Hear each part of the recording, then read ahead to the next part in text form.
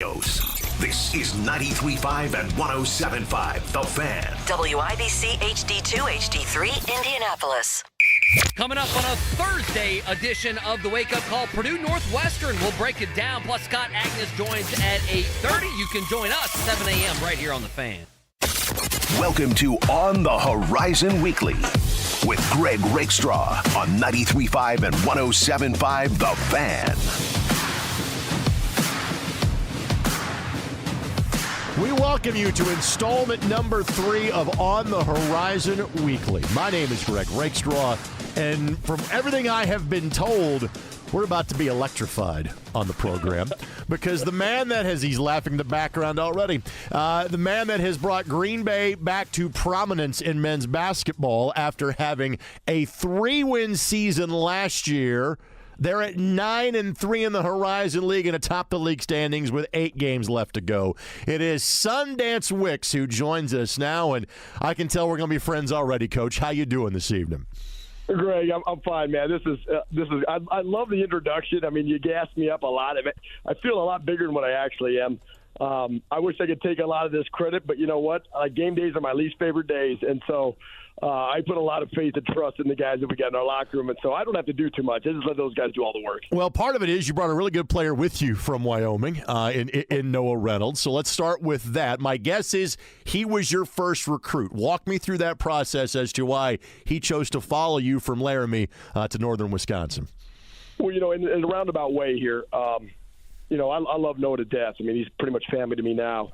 And I remember talking to his brother, Nick. Nick was in a janitor closet in Hutchinson, Kansas, while I was calling him about Noah because we had one spot left to get at University of Wyoming. And you get one of those gut feelings about guys. You know, you don't follow the rankings and all that crap that everybody else does.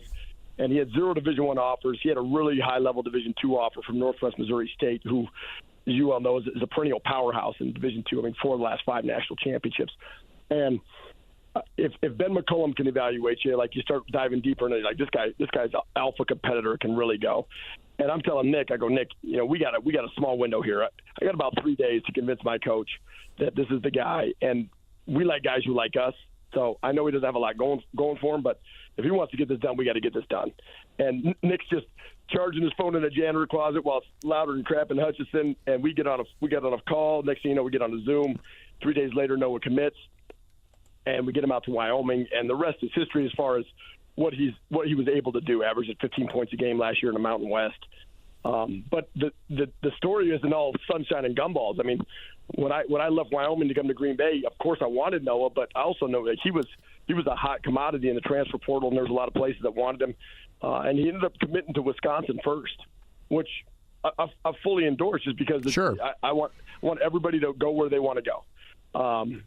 I don't ever, you know, I'm not a big pressure guy when I recruit. I just want them to, if it feels right and it feels like this is the right fit, you should come here. But for whatever reason, it just didn't quite go down, you know, in the way it should have probably with Wisconsin. And Noah's a high feel guy, and he really reads rooms well. And so he's like, you know what, this doesn't feel right. And to be honest with you, he flipped and he came to Green Bay, and he's been here with his brother, with me, and a lot of his family. He's got a lot of family up here, a lot of aunts and uncles. I mean, his brother Nick was born in Green Bay. So there's a lot of ties to this area that people don't even know about that are pulling him. His mom was born and raised up here.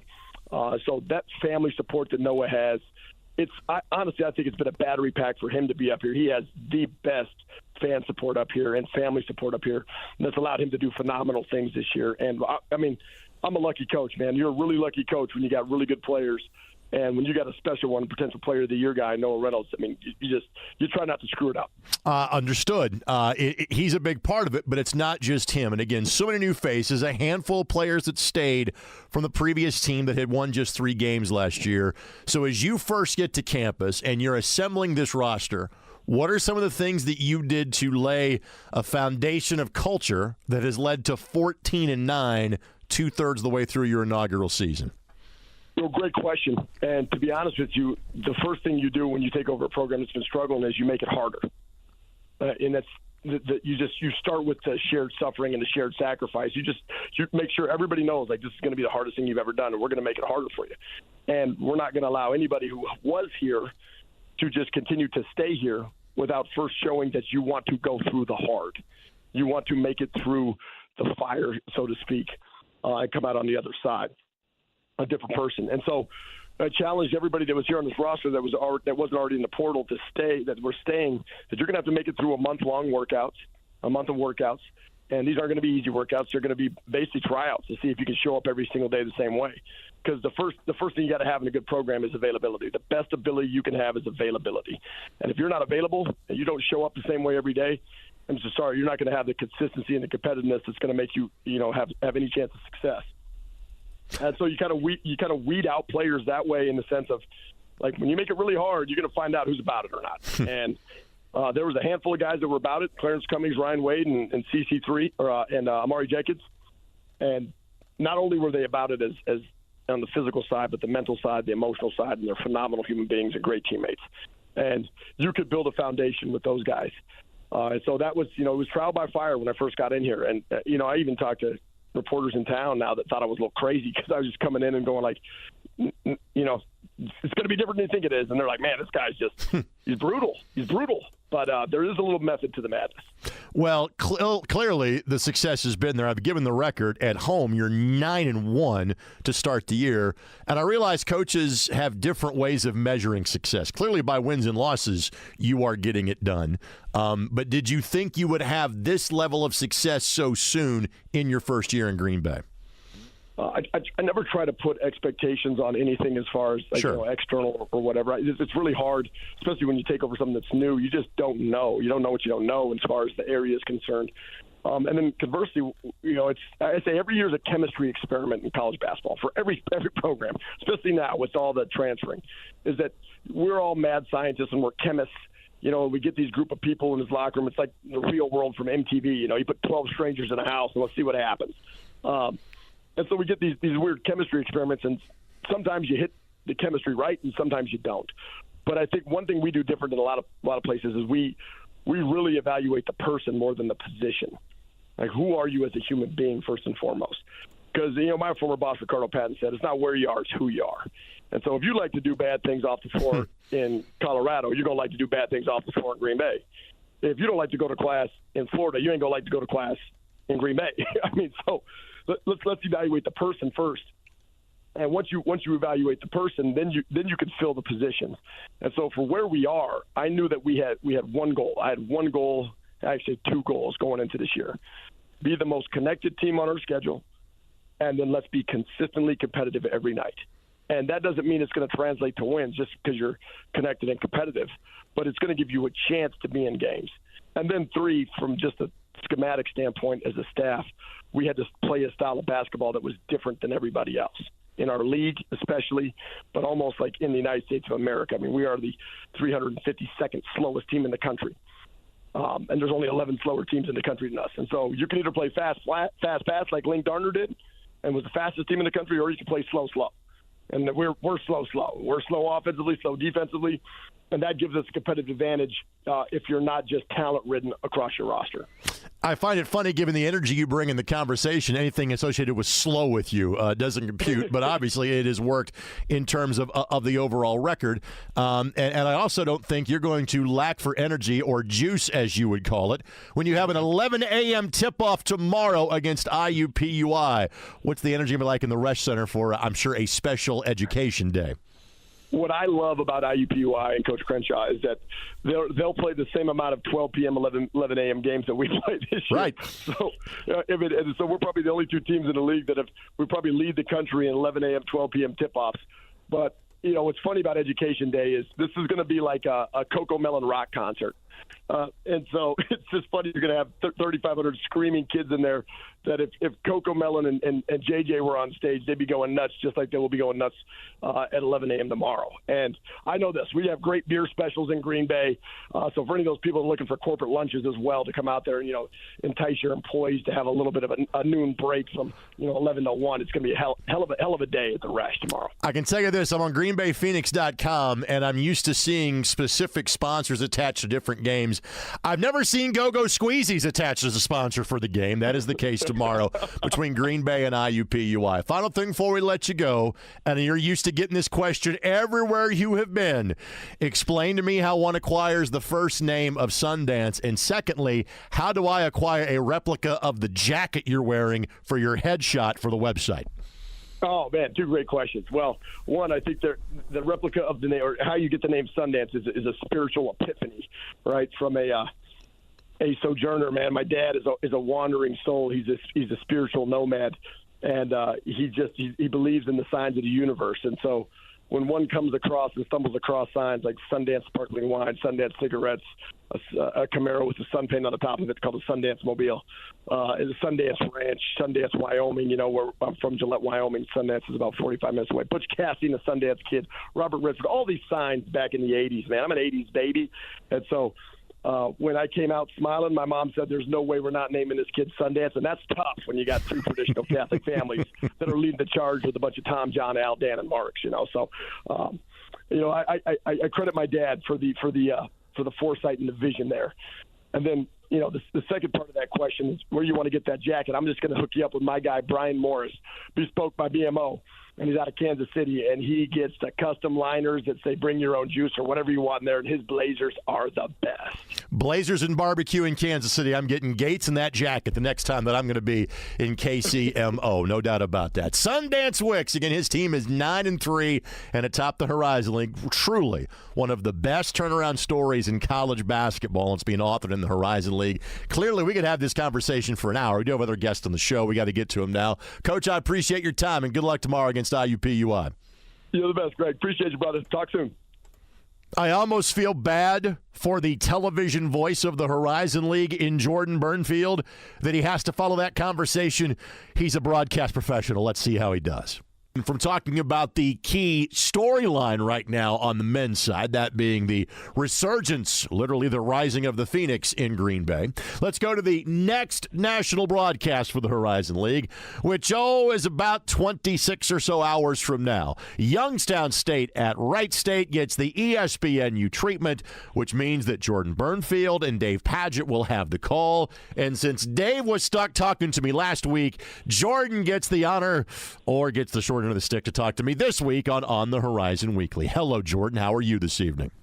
I'm doing fine. I just hope that you're not getting the short straw by talking to me. That's really what I'm hoping for here. We're going to have a wonderful conversation, no doubt about it. First of all, how many years is this now for you calling Horizon League basketball on ESPN? This would be year 9. Wow. Yeah, but I've been calling Horizon League basketball even before I was doing it for ESPN. So I would say that really my whole professional life, basically since 2009, in some way, shape, or form, I've been covering Horizon League basketball. So it's been a long journey. It's been great, and I'm certainly grateful to all the people at the Horizon League for the continued opportunities over the years. So when you look at, obviously you've had 4 games so far. This is game number 5, I think, that is coming up tomorrow night in terms of this season. How would you sum up what you have seen so far in Horizon League action? Well, I think that early on that it looked like it was going to be as wide open as it sometimes is in this league. But I think that as the season has gone along, we've started to see some teams separate from the pack. And I think that's what makes the matchup that we're going to see this week with Youngstown State visiting Wright State so compelling, because they're two of the teams that I think really have a chance to win this league at the end. Obviously, Youngstown State's a half game back first in the standings from Green Bay, which, they've been an incredible story unto themselves, but Wright State is as good an offensive team as there is in America this year, and they've gotten hot and now find themselves at 7-4 and right in the mix, as I think a lot of us expected they would be. There are some teams bunched up in the middle there, but I really feel like when you look at Green Bay, Youngstown State, Oakland, and Wright State, those 4 teams right now feel like they've been sort of a cut above the rest of the league to this point. So I think it's going to be great that we have the return matchup between these two tomorrow. And this league continues to be compelling because there are so many teams that can really be involved and have an impact on how things finish in March. Well, Jordan, you just hit it in saying the return match, because it's rare when you kind of have this, center fielder's position you have covering the best teams and best games in the conferences. You rarely get a rematch. You had this one already. You had the one up in Youngstown that was 3 weeks ago that, by Wright State standards, was a low-scoring game. They got beat 81-71. What's kind of first and foremost in your mind from the first get-together as to how it applies to tomorrow night's game? Yeah, so what stands out to me, Greg, is that in that matchup in Youngstown, what changed the game, in my opinion, and David and I talked about this a lot on the broadcast, was Jared Calhoun's use of his 2 7-footers, but particularly Gabe Dines. And the freshman was as good a rim protector as we've seen in the league this year in that game. And when Youngstown State went on a 20-1 run in that game to kind of seal it for the Penguins, it was because Wright State's offense, which when it's going is an unstoppable force, was stopped. I mean, the rim protection that Dines provided, not only the shot blocking, but just frustrating Wright State's guards. They couldn't get into the paint. They couldn't get Brandon Knoll the easy baskets that he normally gets underneath in the way that they move the ball in their motion offense. And as a result of that, Wright State just couldn't score. And Youngstown State had a great crowd. The last couple of years when we visited the Bigley Center, it's been just nuts in there. Yep. And, the atmosphere and the performance of Dines kind of just swallowed Wright State alive in that game. So I think what's going to be really interesting for tomorrow is what adjustments are made, because it's clear Scott Nagy is one of the best coaches in this league and has been for a long time. He's a 3-time Coach of the Year in the Horizon. What adjustments does Wright State make to try to get some easy baskets against the size of Youngstown State? And frankly, the way DJ Burns is playing right now in the interior and Ziggy Reed, Youngstown's got a lot of guys that on the defensive end could present matchups to Wright State. It's a high-scoring game tomorrow. It's hard to think Wright State doesn't win because of their offense. But if Youngstown State can slow them down again, the Penguins are awfully dangerous when they're firing on both ends of the floor. What's unique about the match tomorrow night is it shows you there is more than one way to be successful. Youngstown State is kind of the modern edition. Really 2 rotational players back from last year. Jared Calhoun has figured out the secret sauce. They are living in the transfer portal. It is treating them well. 24 wins, a program record at the Division I level last year. Wright State is the opposite. They're the old dudes that stick around. I realize Tanner Holden left and came back. Let's kind of go program by program. As somebody like yourself that's been around the league for now a decade and a half, just your thoughts on the renaissance and, frankly, the elevation to a level it's never seen before, what Youngstown State basketball has become these last couple of years. Yeah, it's amazing. I've said it to Jared. When we started covering this league, Youngstown State was a program that just, frankly, was dormant. It was not, talked about a lot because they had struggled so much. And I think one of the big storylines that we kept hitting on from a broadcast standpoint last year was, this is their best season since 1997-98. Right. This is their best record through this many games. This is what we were talking about, and it's no disrespect to the previous coaches. It was a program that had been in an uphill battle for a long time. And I think to the administration's credit in Youngstown, they gave Jared a chance to build this thing the right way. And I remember, early on in Jared's tenure, we had him on a road game somewhere. I can't even remember. And I remember speaking to him and thinking, wow, this guy's a pretty impressive guy.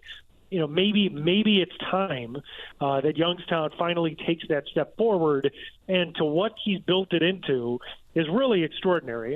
Just the fan support that we're seeing when we've gone over there, how much of a buzz it generates in Youngstown. Now, I remember last year when we went to the Bigley Center and we were at the shoot-around, and Coach Calhoun asked us if we would come over and say hello to the players. And, despite what people on Twitter may think, we do not choose where we go each week right. in the Horizon League. And so, when we went over to talk to the players, I remember saying to them, we're here because of you guys and how you've performed. You've earned the ability to be shown on this package by your performance. And they have continued that into this year, especially in the portal era, Greg, where these teams are changing so much. I mean, Youngstown State has 12 new guys, but even between last year and this year, what impresses me about Youngstown State is Jared's team last year went 15-5 in the league and won the regular season, but they did it with explosive offense. And I think that he learned from the way things went in the Horizon League tournament that they have to be a better defensive team. So in literally one offseason, he changed the identity of the team, and they are now a really good defensive team that can also score plenty, but really addressed what ailed them last year. And so I think Jared's done a brilliant job of adapting to this new era and building teams that can win in this league in a variety of ways. And I think that this year's Youngstown State team is more dangerous than last year because this year they can really defend it.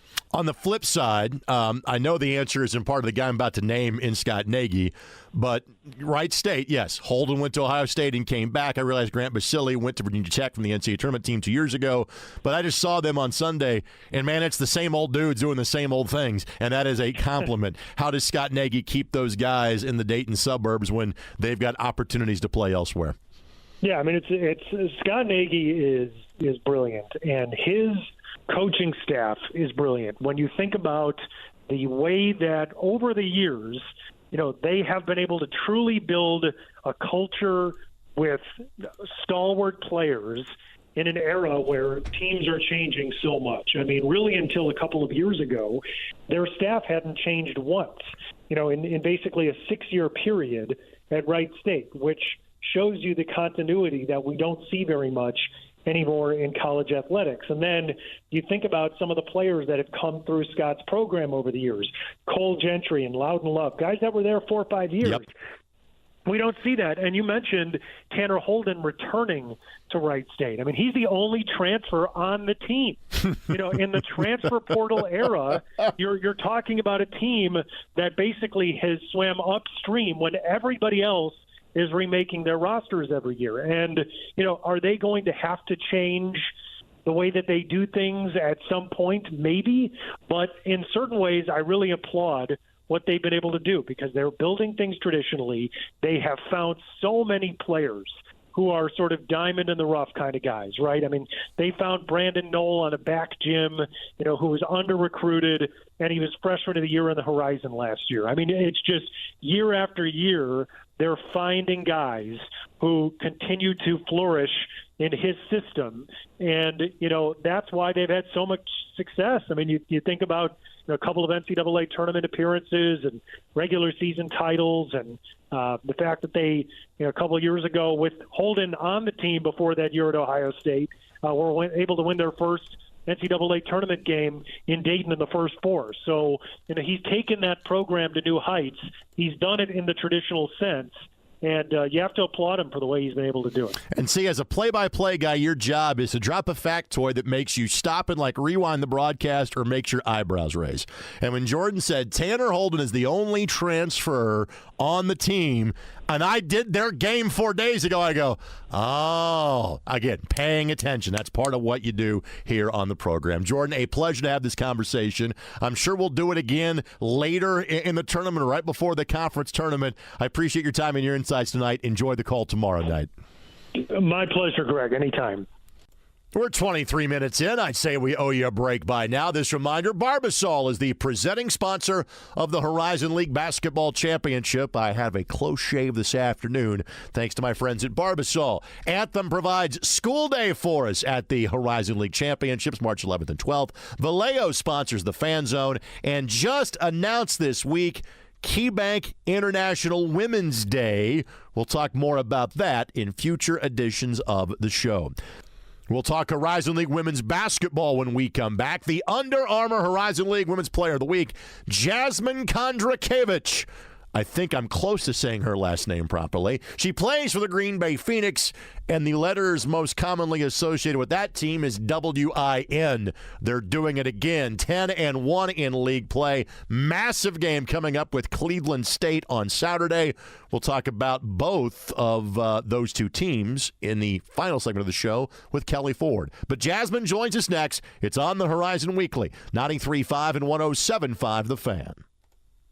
Housing discrimination because of race, color, or national origin is against the law. If you believe you've experienced housing discrimination, contact HUD at hud.gov/fair housing. JMV here from my friends at Moyer Fine Jewelers. What if I told you there was a local engagement ring store where you can't make a mistake buying a diamond? It's true. Every single diamond at Moyer is hand-selected by Elizabeth as the pickiest jeweler in town. They want you to select from only the best-made, highest-quality diamonds at the best price. Before you buy anywhere else, do yourself a favor. Go see my friends at Moyer, MoyerFineJewelers.com, or visit just north of 146th Street in Carmel. Will you Moyer me? Join JMV live at Back 9 Golf from 3 to 6 this Thursday. It's your chance to play the NBA Jams game on site and take home tons of Mick Ultra swag and sneakers. Plus, the winner moves on to the finals for a chance to win the game itself and 2 tickets to the Michelob Ultra experience.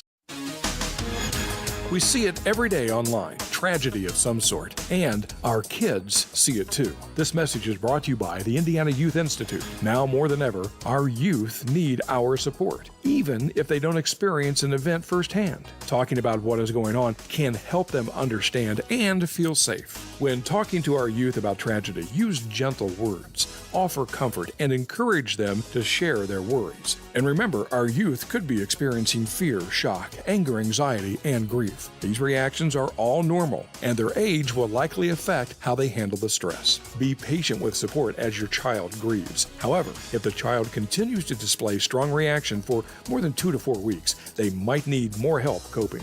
This Kids Count Minute is a message from the Indiana Youth Institute. For more parent tips, go to iyy.org/kids. Kids count on you. After I got out of the Marine Corps, coming back home, it was just a mental breakdown for me. I was on the verge of giving up. That chapter, that season in my life was over. Now what? Who was I? That's what I kept asking myself. The pressure to have it all together, to heal, to quiet down the monsters inside, it was too much.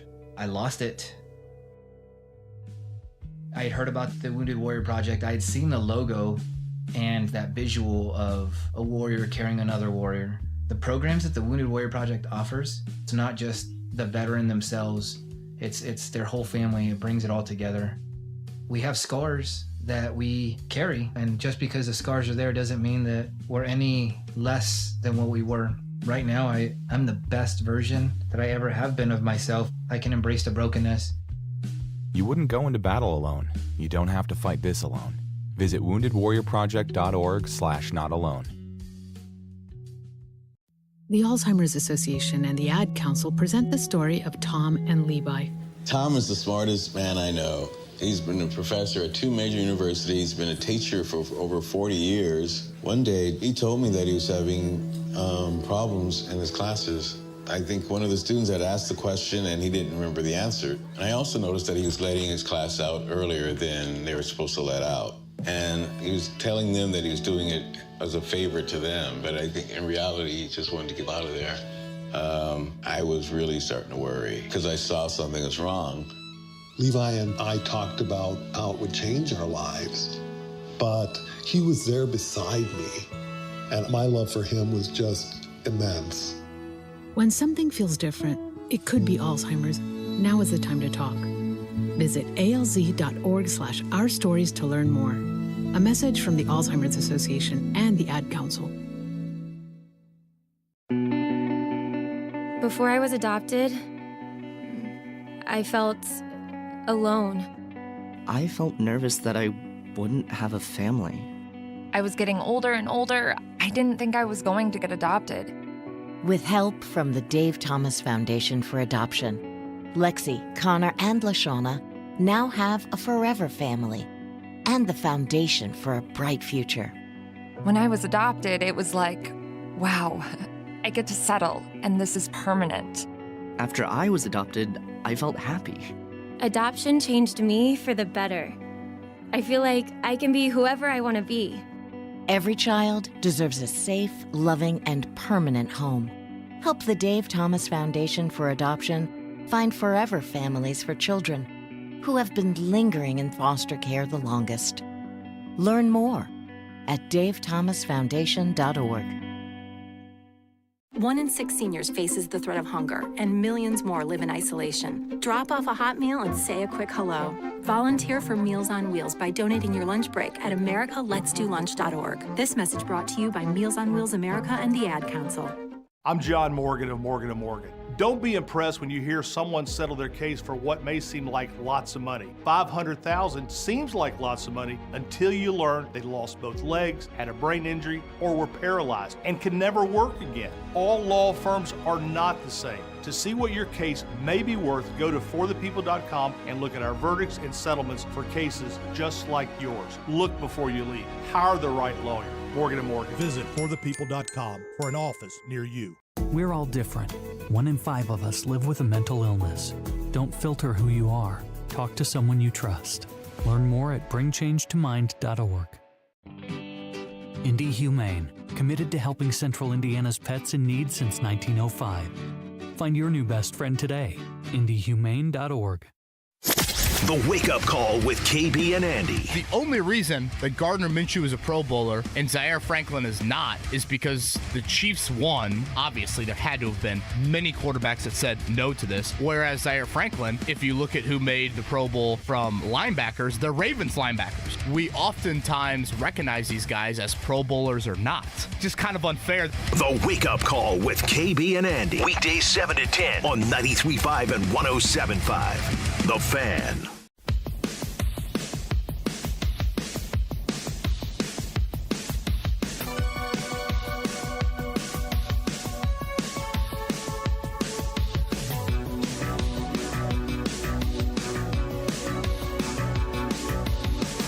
Welcome back. It is Horizon League Radio. It is On the Horizon Weekly here on 93.5 and 107.5 The Fan.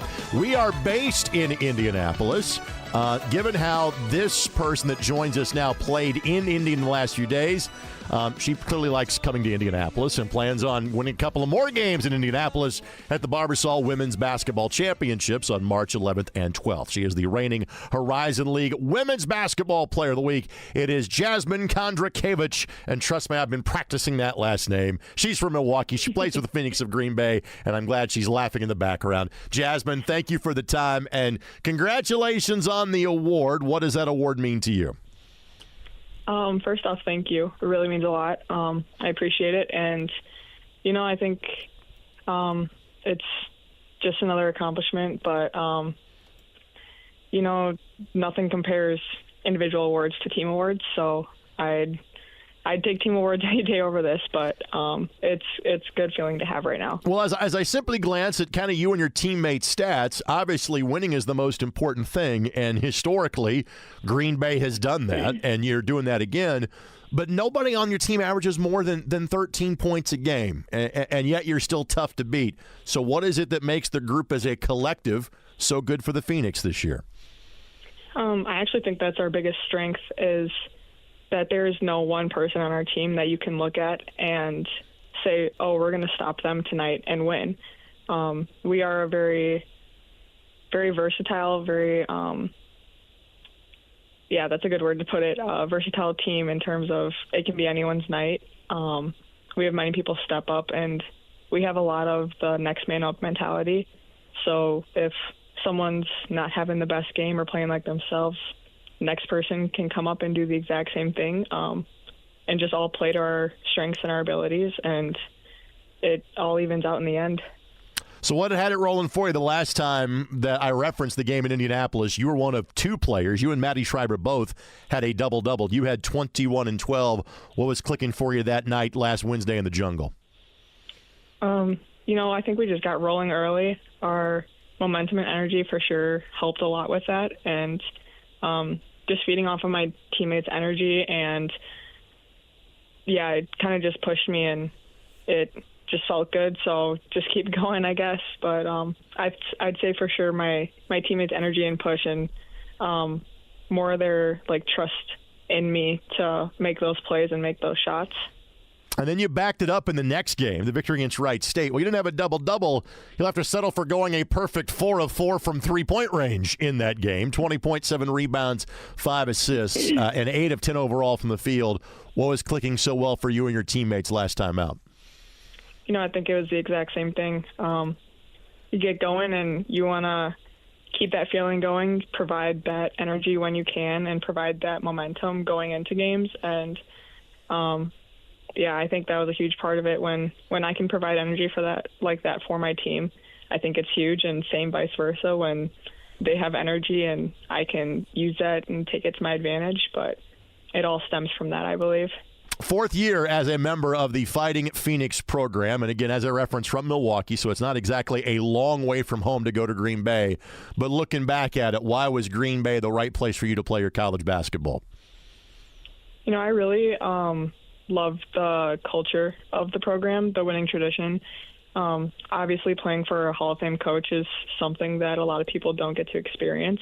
And Coach tells us that a lot, that we're lucky that we are in the position that we're in because there's a lot of people that wish they could be in our position. And I think the coaches were a huge part of that, just getting to know them personally. I think they did a really good job of caring about us as people instead of only focusing on our athletic abilities. So that really drew me towards Green Bay. Frankly, we're going to talk in the next segment of the show about the impressive resume that you guys have. I mean, there is conversation about potentially having an at-large bid out of the Horizon League. I'm sure you don't want it. You want to win the conference championship and not have to sweat it out. But how much attention, if any, do you pay to things like that, given the 17-4 record and kind of where you guys are in the net rankings right now?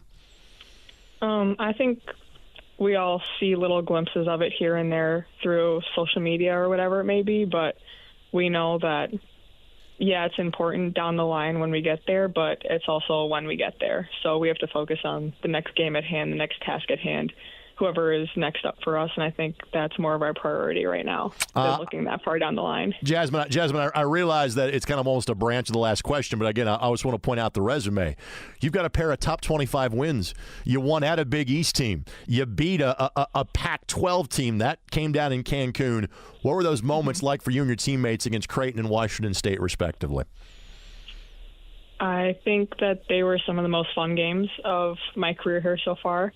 I think that the mentality that we went in with, just knowing that no one's expecting us to win and using that as a chip on our shoulder, really pushed us and helped us solidify both our defense and our offensive schemes. And I think just proving that we can play with anyone in this country.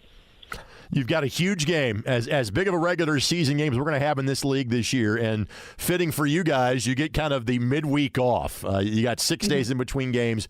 You go to Cleveland State. You're 10-1. They're 9-2 in league play. You already got one win against the Vikings from back at the end of December. What do you expect in Cleveland coming up on Saturday afternoon?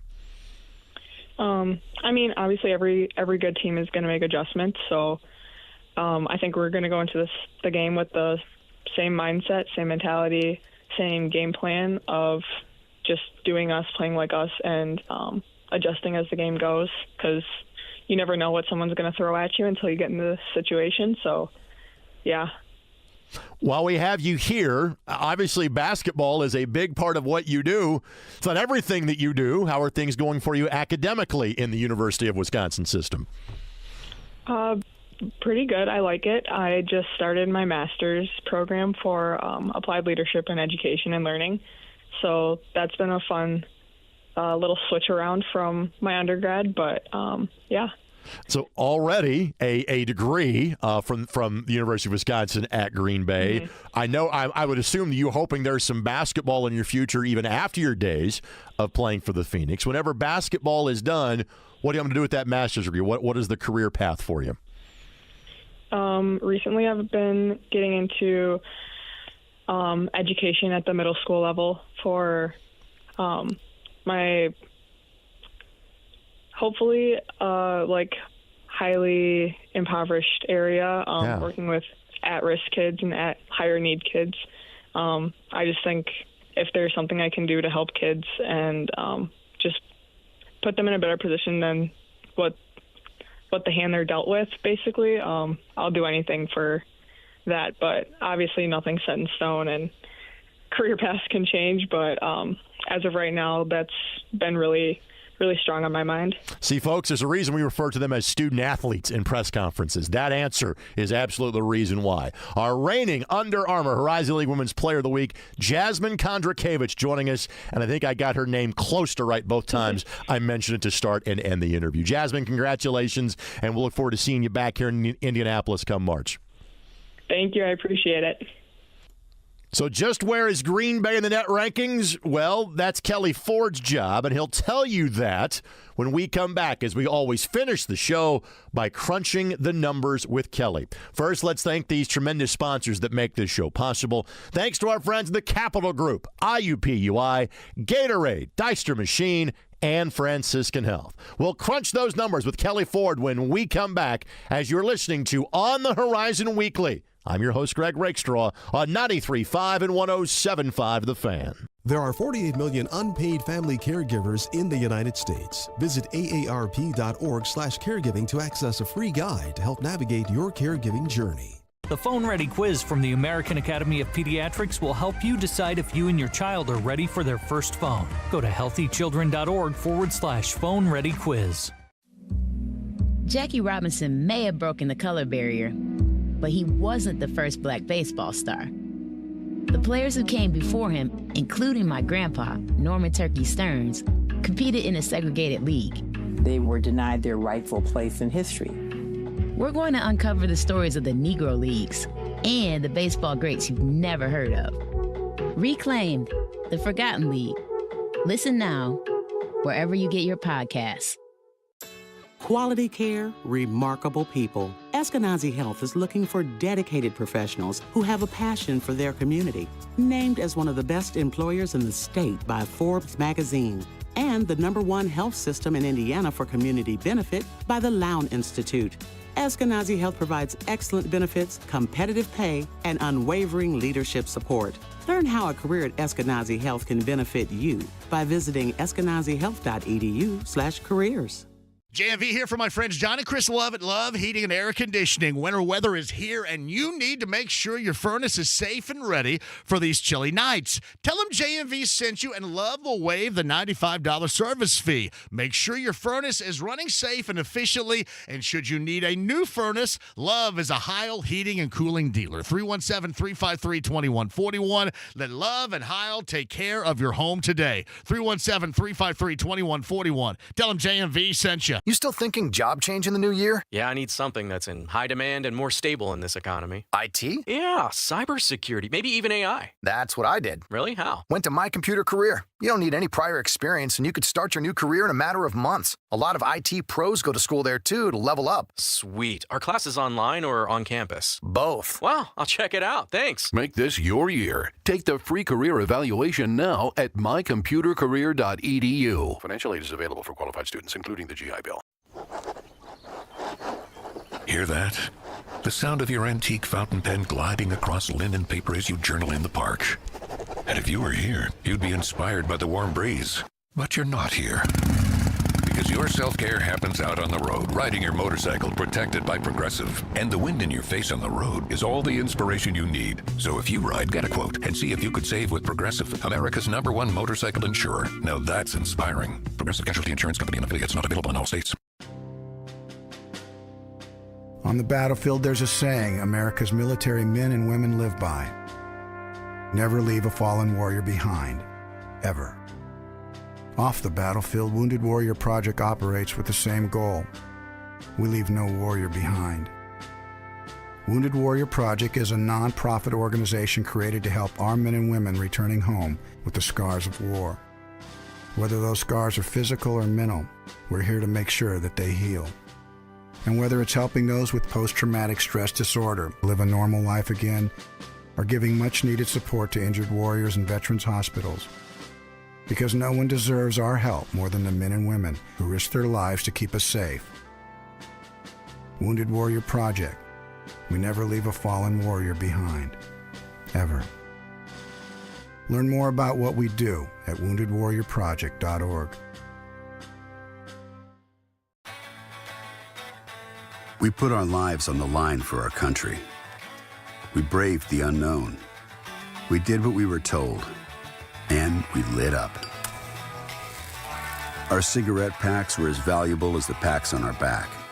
Maybe more. At one point, cigarettes were part of our daily ration. Smoke 'em if you got 'em. And boy, we were smoking 'em. Bumming a smoke was the norm. It was an escape from the reality of dirt, sweat, and forgetting how many days you were so far from home. Never had to worry so long as you had a light, and the smoking lamp was lit. If that was you then, get your lungs screened now. Surviving lung cancer starts with a scan. Learn more at screenyourlungs.org. And thank you for your service. This PSA was made possible by industry funding and guidance from lung cancer patient groups. All of us have a role to play in promoting a mental health-friendly workplace. So what can I do to help? As a CEO, I can set the tone for a supportive culture. As a manager, I can offer assistance and accommodations. As a coworker, I can be a source of support. As someone with a mental health condition, I can ask for what I need to perform my best. What can I do? What can I do? I can remind others that none of us are alone. And that we all benefit from workplaces that promote good mental health. Learn more at whatcanyoudocampaign.org. Hi, this is ESPN's Mike Greenberg, and ESPN Bet is now live. The official sportsbook of ESPN features daily exclusives and offers with your favorite ESPN shows and personalities like me. New users get $100 in bonus bets after making any sportsbook bet. Download the ESPN Bet app to sign up today. I'll see you there. ESPN Bet. What a play. Must be 21 plus. If you or someone you know has a gambling problem and wants help, call 1-800-9-WITH-IT. Terms and conditions apply. See app for details. Overcoming drug addiction is difficult. The road to recovery is different for everyone. Find the path to recovery that works for you. Learn more at cdc.gov/stopoverdose. Thursday Aquarium Company loaded show. Shelvin Mack, former Butler star, joins us. So too does current Indiana player Anthony Leal and Ben Shepard of the Pacers. Fun begins at noon. 93.5, 107.5 The Fan.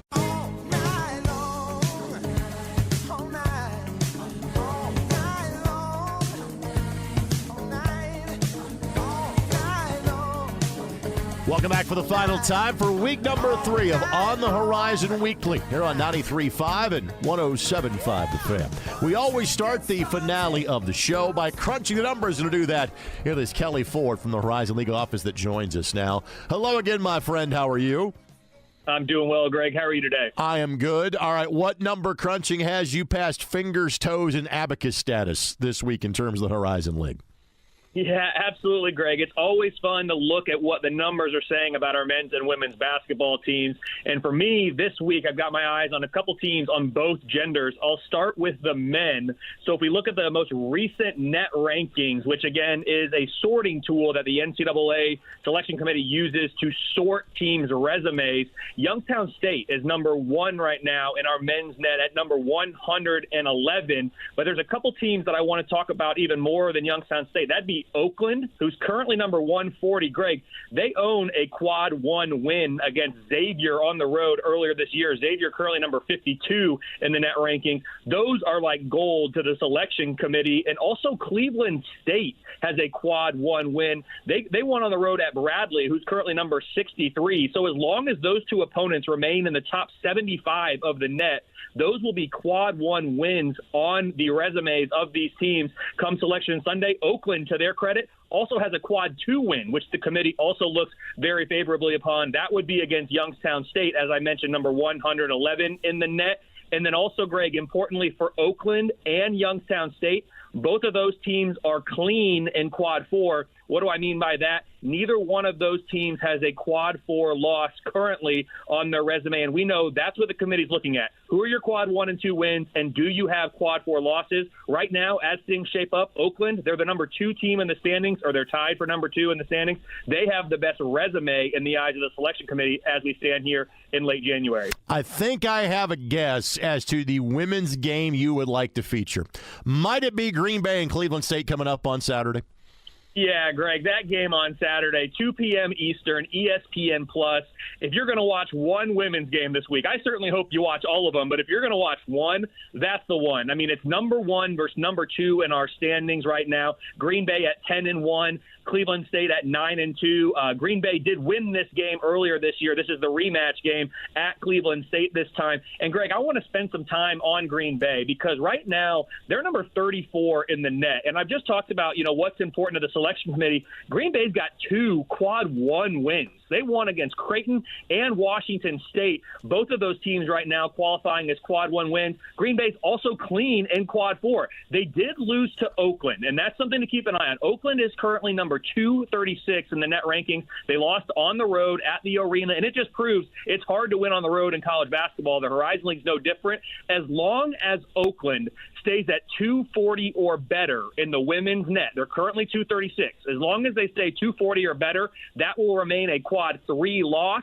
which will improve the resume of Green Bay if the selection committee is looking at them on Selection Sunday, which I believe they will be either way, Greg, whether they win the Horizon League Championship, the Barbasol Horizon League Championship as RAQ, or if they get upset, or if they get knocked off, I should say, and they don't. As things stand right now, Green Bay has a very strong case for an at-large bid on the women's side. What is Cleveland State doing with an 18-4 record and 9-2 in league play? Do they basically have to win the league title to get into the tournament, or is there a path for a potential at-large bid for them as well? As things stand right now, Greg, Cleveland State probably does need the AQ to make it to the NCAA Women's Basketball Championship. They don't have the quad 1 and 2 wins that Green Bay does. And as I mentioned, that's what the selection committee is looking at. For at-large bids, you got to have quad 1 and 2 wins. You've got to be clean in quad 4. Cleveland State, as the resume stands right now, is probably on the outside looking in. They'd certainly be a part of the conversation. I don't know if the resume they have right now is enough for an at-large, but certainly if they were to get our AQ, we could expect a pretty decent seed for Cleveland State women as our AQ. And you'll remember, they did win the championship last year here in Indianapolis. It is obvious as to what the highlighted game is on the women's side, and we have already promoted the television game that takes place tomorrow night over at Wright State in terms of kind of a key game to watch. From a number-crunching standpoint on the men's side, what is a game or two that has your attention, whether it's tonight, tomorrow, or coming up over the course of the weekend? Yeah, Greg, and you mentioned it, as we talked about earlier on the show here, the ESPN-U game tonight with Youngstown State and Wright State, or on Thursday, that's going to be a fantastic game. I'm looking at a couple others here. On Saturday, 1 p.m. Eastern on ESPN+, Cleveland State goes on the road to Oakland. I mentioned those are the 2 teams that currently have quad 1 wins. Oakland's got the quad 2 win to go with it. Those are 2 teams that have impressive resumes for the selection committee to be considering, so that's a game I've got my eye on. And then, of course, you can't talk Horizon League basketball, especially in recent years, without talking about a game that we have this Sunday, 2 p.m. Eastern on ESPN+. Wright State goes on the road to Northern Kentucky. That's a huge rivalry in the league. They're the 2 teams that have most recently won the men's basketball championship here in Indianapolis. They currently sit number 4 and number 5, respectively, in the standings. That's going to be a game to keep an eye on as well. All right, my friend, as always, you've just made us smarter. So let's do this again next Wednesday. Thank you, Kelly. Appreciate it, Greg. Just a couple minutes left to go on the show. Thanks to our producer, James Adams, for all his hard work today. Thanks to these great sponsors, Cripe, the Indianapolis Indians, IntelliBuilding, and Miller Insurance that make this show possible each and every week. A quick check at the upcoming Horizon League schedule. There were 2 women's games that were completed earlier today. IUPUI beat Youngstown State 69-63. Northern Kentucky down Detroit Mercy 73-54. The other 3 women's games in the league in the midweek take place tonight. Oakland at Wright State, Milwaukee at Robert Morris, Cleveland State at Purdue Fort Wayne. All of those games tip at 7 o'clock. Again, the massive game on Saturday afternoon, Green Bay at Cleveland State. That is a 2 o'clock start at the Wolstein Center on the campus of Cleveland State University. As far as the men's action is concerned, all 5 league games take place tomorrow. Again, as you heard from Sundance Winks to start the show, IUPUI and Green Bay's an early one. Then 7 o'clock tip-offs for Cleveland State at Detroit Mercy, Milwaukee at Purdue Fort Wayne, Robert Morris at Oakland, and again, the late game that rides shotgun on the league schedule this week, Youngstown State at Wright State, 9 o'clock, Jordan Burnfield, Dave Padgett have that one for you on ESPNU. Thank you to Sundance Wicks, the aforementioned Jordan Bornfield, Jasmine Kondrakiewicz, and thank you so much to Kelly Ford, who crunches the numbers to end the show for us each week. We'll do it again next week. This reminder, the entire reason we have this show. Tickets available now. HorizonLeague.com for the Barbasol Basketball Championships. 6 games, 2 days, all for a fantastic price. March 11th, March 12th, here in Indianapolis at the Indiana Farmers Coliseum. Thanks for joining us for On the Horizon Weekly on 93.5 and 107.5.